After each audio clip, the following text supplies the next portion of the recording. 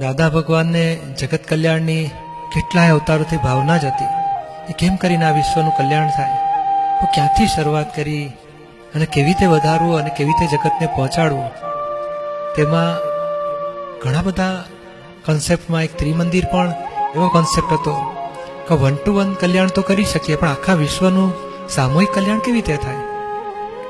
તે આ એક ત્રિમંદિર એવો દાદાજીનો કોન્સેપ્ટ છે, ક્રાંતિકારી કોન્સેપ્ટ છે.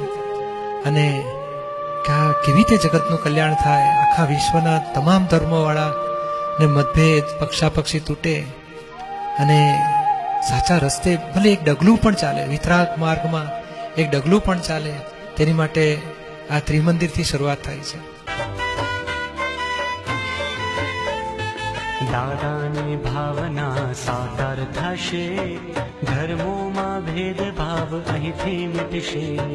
દાદાની ભાવના સાકાર થશે, ધર્મોમાં ભેદભાવ અહીંથી મિટશે.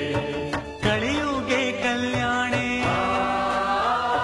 સુખને શાંતિ કાજે,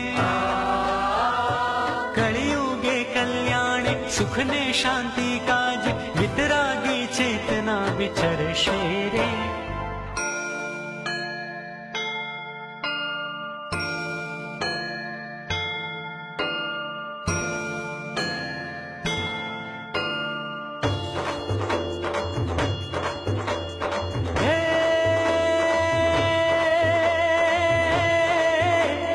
ત્રિમંદિરના શિખર કેરા દૂરથી દર્શન જે કરશે,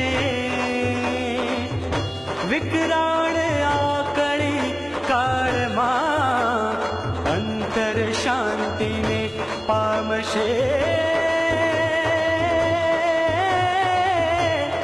પ્રત્યક્ષ જ્ઞાની શરણે અક્રમ લિફ્ટ જે પકડશે, ભવ ભટકામણ તાળી અંતે મોક્ષ માર્ગને પામશે, મોક્ષ માર્ગને પામશે,